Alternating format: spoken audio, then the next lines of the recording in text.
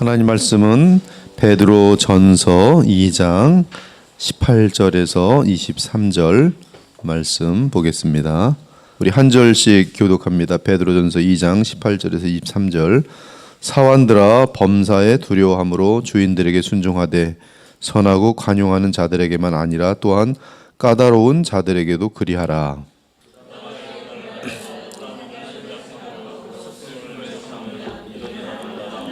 죄가 있어 매를 맞고 참으면 무슨 칭찬이 있으리요. 그러나 선을 행함으로 고난을 받고 참으면 이는 하나님 앞에 아름다우니라.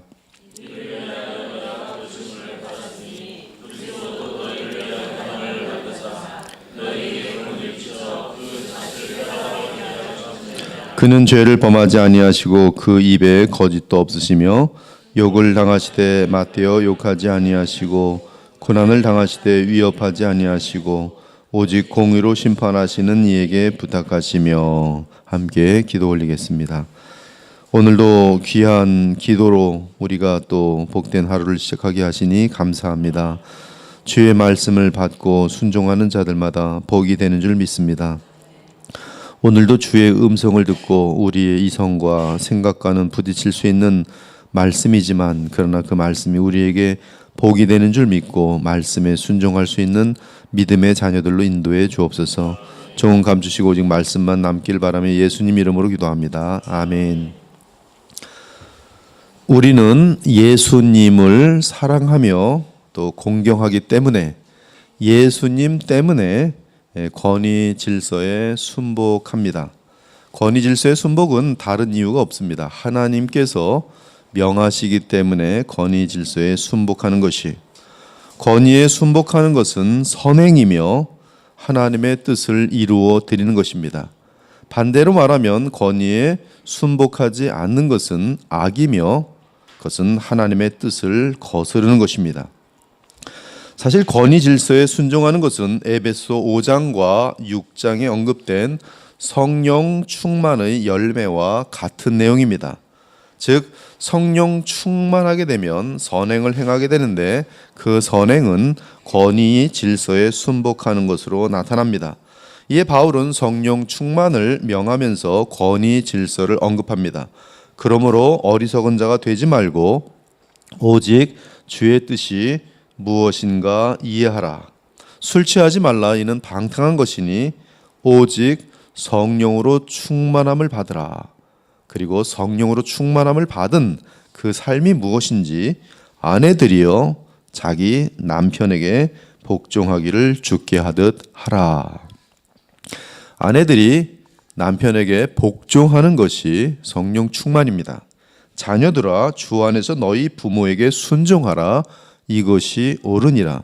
자녀들은 부모에게 순종하는 것이 성령 충만인 것이, 네 아버지와 어머니를 공경하라. 이것이 약속이 있는 첫 계명이니 이로써 네가 잘되고 땅에서 장수하리라. 종들아, 두려워하고 떨며 성실한 마음으로 육체의 상전에게 순종하기를 그리스도께 하듯 하라. 사회생활에 있어서도 내가 저 사람보다 높을지라도, 내가 저 사람보다 지식이 많을지라도, 그러나 권위 질서 속에 들어가게 되면 육체의 상전에게 순종하는 것은 바로 그리스도께 순종함이다라고 말씀하고 있어요. 오늘 본문은 권위 질서에 대하여 하나님의 뜻을 따르는 실제적인 예들을 말씀합니다. 18절을 보면 사환들아, 범사에 하나님을 두려워함으로 주인들에게 순종하되 선하고 관용하는 자들에게만 아니라 또한 까다로운 자들에게도 순복하라, 순종하라. 사실 이 내용은 모든 권위 질서에 순종하는 데 있어서 동일한 표현이에요. 하나님의 진리입니다. 아내들아, 좋은 남편에게만 아니라 까다로운 남편에게도 순종하라. 이것이 지금 베드로 전서에서 말하는 핵심이에요. 얼굴만 봐도 힘든 남편 순종하라는 거예요. 잔소리가 이렇게 많은지 순종하라는 거예요. 백성들아, 좋은 왕과 정부에게만 아니라 까다로운 왕과 정부에게도 순종하라.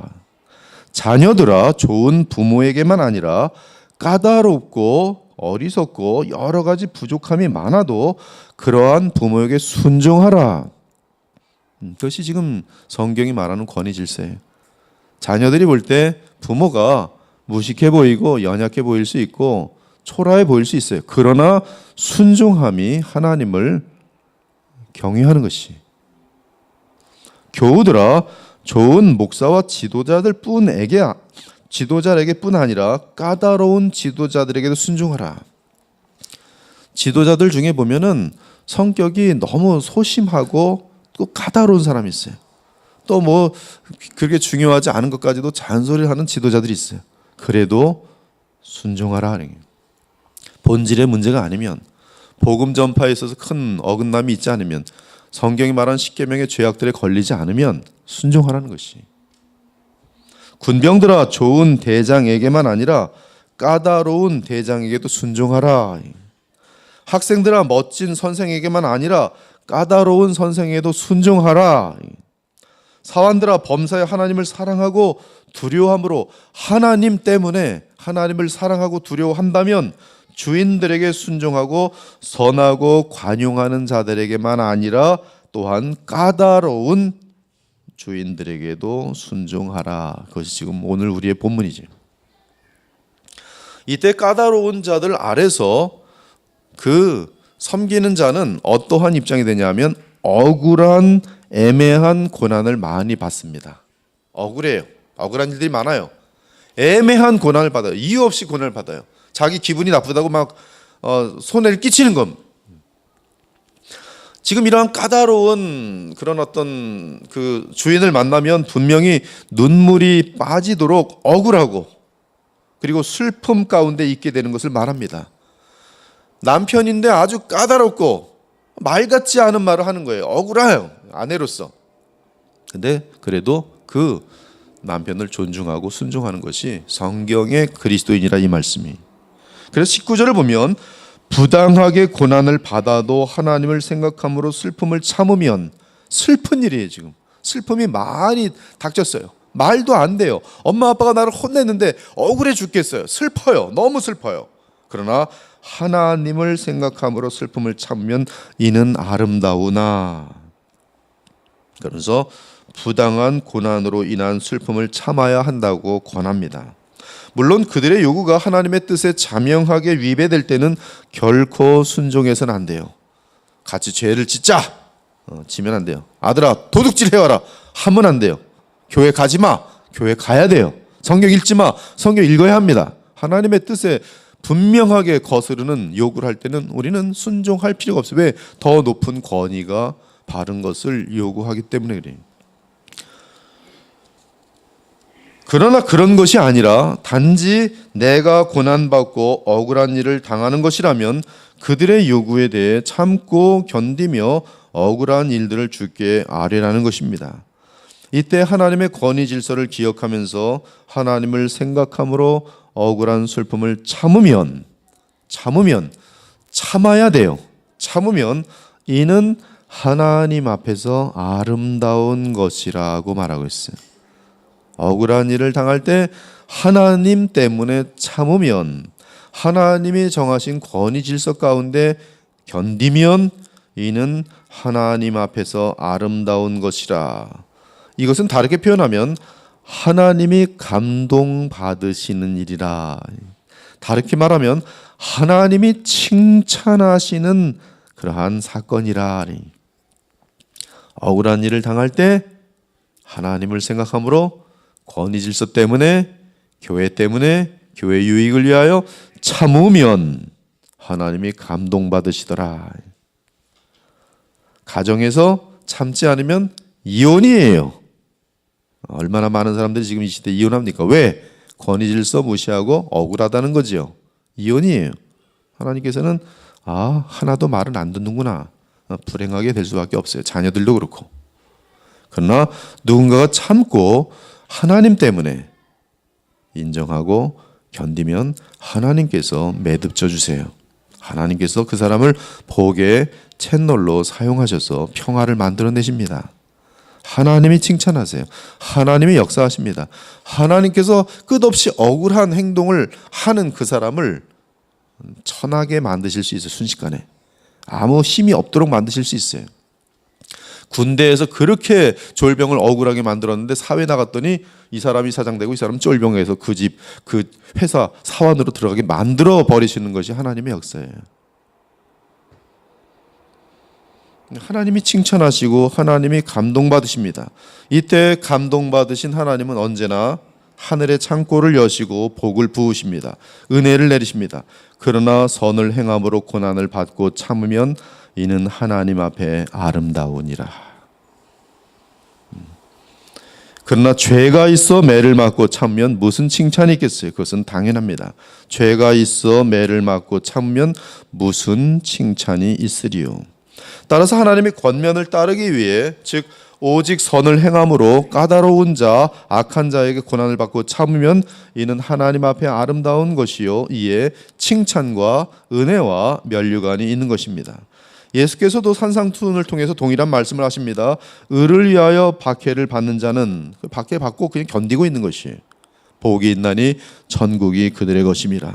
나로 말미암아 너희를 욕하고 박해하고 거짓으로 너희를 거슬러 모든 악한 말을 할 때에는, 지금 그 상태에서 분노하면서 같이 칼을 휘둘르는 게 아니라 그것을 억울한 일을 당하고 있는 그 상태 속에서 너희에게 복이 있나니 기뻐하고 즐거워하라.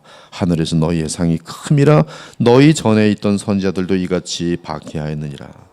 여기서 우리는 하나의 중요한 영적인 원리를 발견하게 되는데 바로 은혜의 원리입니다. 은혜의 원리 한번 쫓아보죠. 은혜의 원리.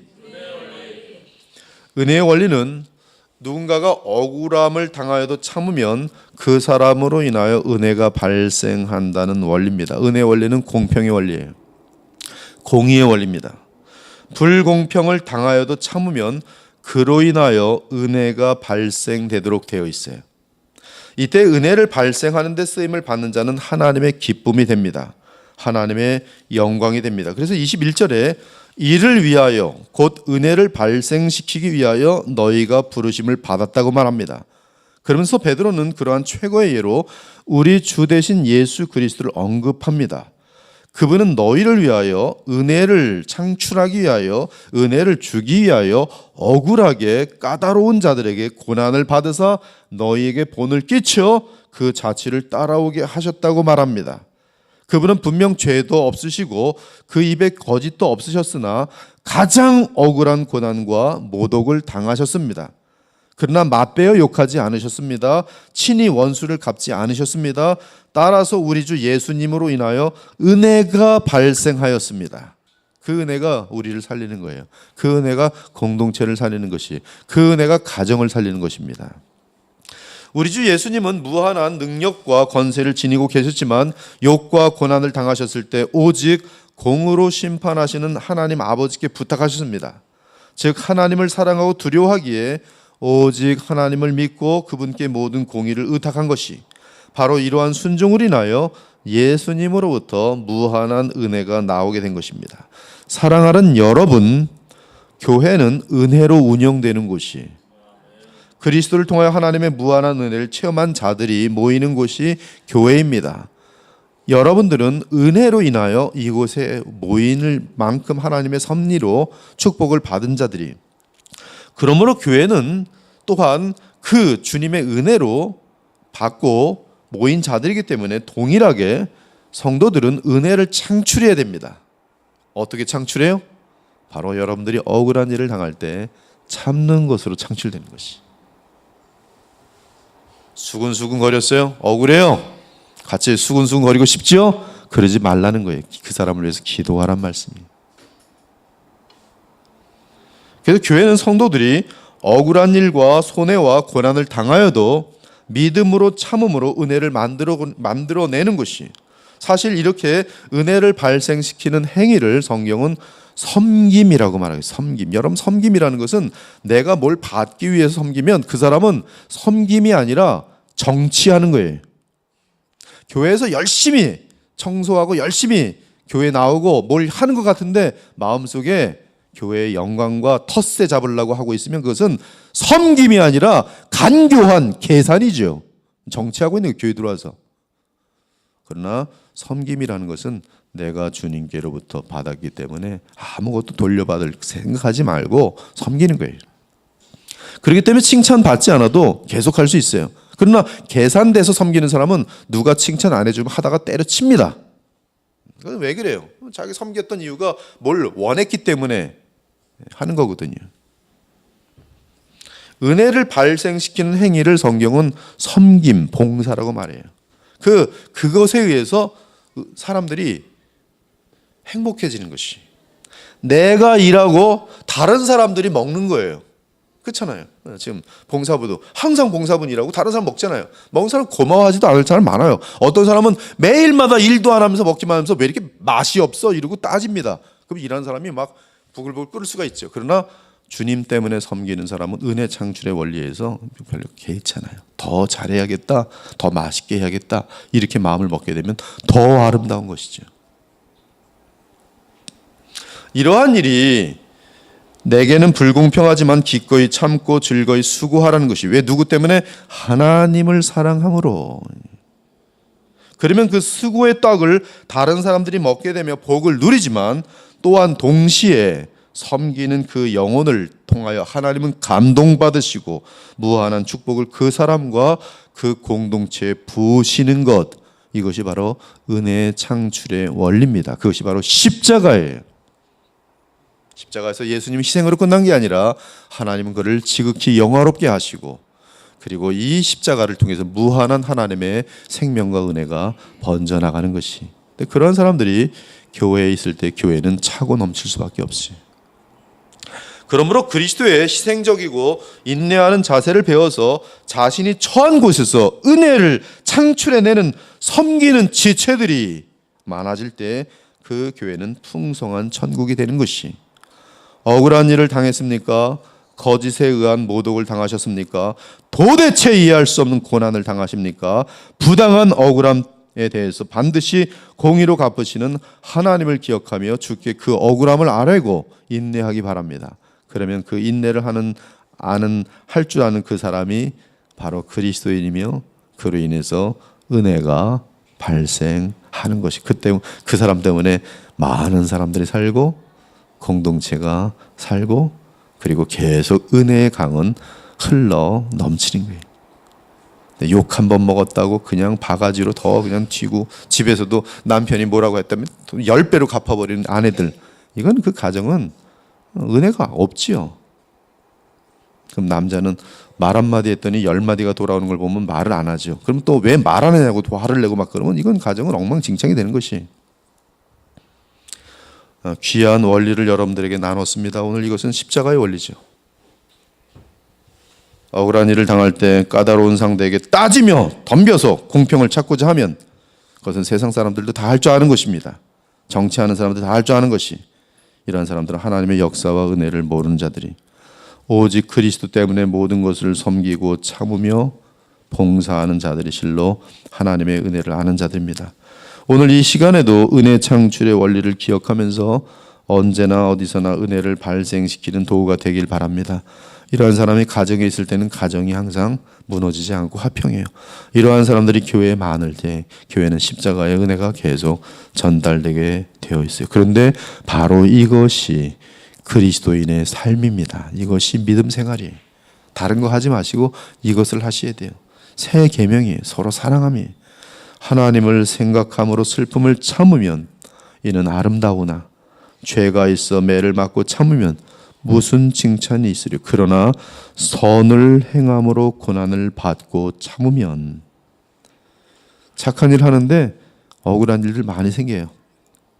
정말 주님만 바라보면서 열심히 복음만 전하는데도 욕하는 사람들이 생겨요. 그때 억울해서 같이 화를 내거나 같이 문제를 일으키면 안 되는 거예요. 더 기도하고 더 잘하겠습니다 얘기하면 되는 거예요. 고난을 받고 참으면 이는 하나님 앞에 아름다우니라. 이를 위하여 너희가 부르심을 받았으니 그리스도도 너희를 위하여 고난을 받으사 너희에게 본을 끼쳐 그 자취를 따라오게 하려 하셨느니라. 예수님의 자취를 따라가셔야지요. 오늘 이 아침에 모이신 분들만이라도 오늘 이 말씀을 마음에 새기고 그래 나는 은혜를 창출하는 사람이 될지언정 악을 악으로 갚는 사람이 되지 말자. 악을 선으로 갚을 수 있는 십자가의 사람이 되도록 하자.